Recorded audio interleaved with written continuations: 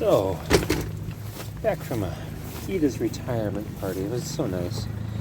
She's been awesome, 20 years here, and now she's retiring. Good for her, going to the beach. That is awesome. She's gonna stay active, stay healthy, enjoy herself, and hopefully come back and visit us. So I'm thinking I want to talk a little more. Ida's hardwiring her life in such a way she's going to stay active, but she's going to be engaged and enjoy herself and enjoy the beach. And the beach is a great place to hardwire activity. So I talked a little bit about hardwiring my activity, my exercise, my healthy lifestyle, and how I moved into it, and how when people talk about, or when I talk about hardwiring activity, so many people say, well, I can't do that because of where I live and because where my job is, and I don't have the access like you have. Not recognizing that it was a concerted effort to organize our lives in such a way that I can walk or bike to and from work, the store, school, my friend's house, places I socialize, the restaurants we go to for retirement dinners.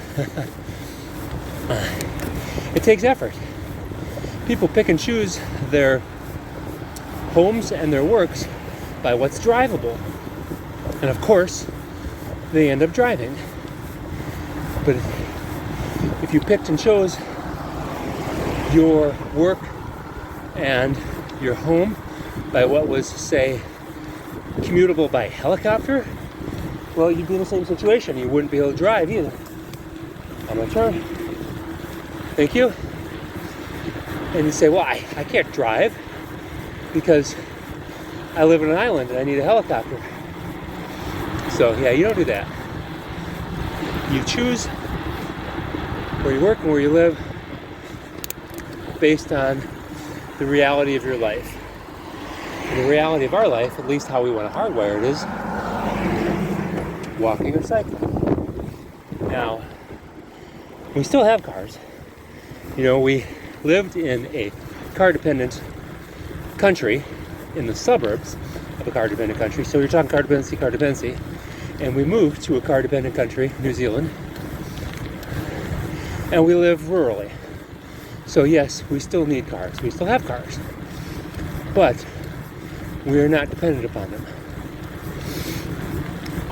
Now, when I was in the States, we were a little more spread out.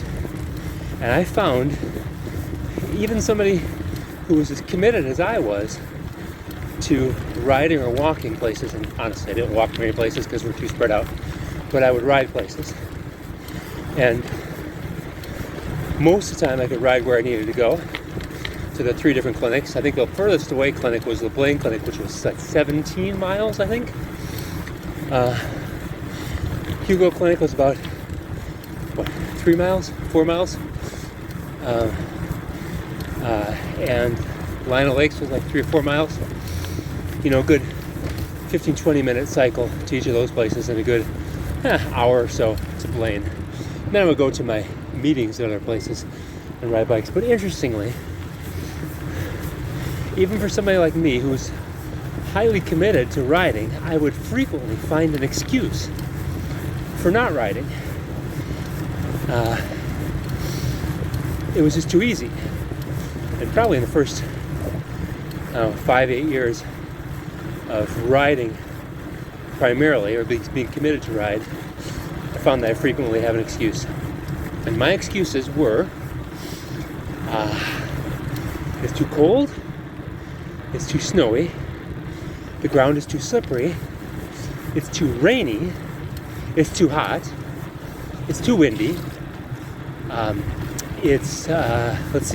have to carry something. I have to carry something to work. I have to bring something home. I have to stop by the store. It's going to be too dark. I'm going to be too sweaty. I don't have the clothes to wear. What else? It's going to take too long to get between places. That's a short list of what my excuses were. And it didn't take long for me to realize that I was indeed making excuses. So my challenge became in the States to identify every excuse that I could possibly have and find a solution, overcome those. Kind of a vision zero of commuting. I needed to look at every situation and figure out how I could overcome that particular excuse. That's how I ended up with 7 bikes. I think that was a part of it. One of the first bikes I got to help me manage my vision was a folding bike. Now, this was particularly useful on my trips when the boys were wintertime and I didn't drive them in, but I still wanted to ride, so I would throw the folding bike in the back of the van, drive the boys to daycare, park at Love to Grow On, and then ride my bike the 4 miles or 5 miles or whatever it was to the clinic, finish clinic, and then ride back to the car. So it was what I call a multimodal trip. I use more than one mode.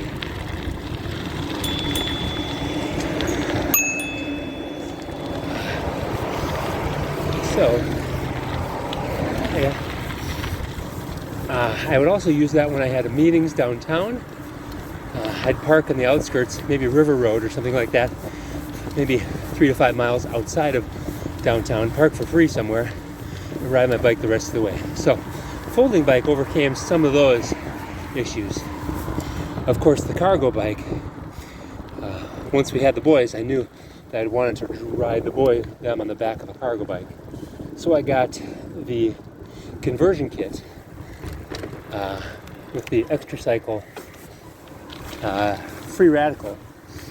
Started watching the videos on Extra Cycle and just became a convert.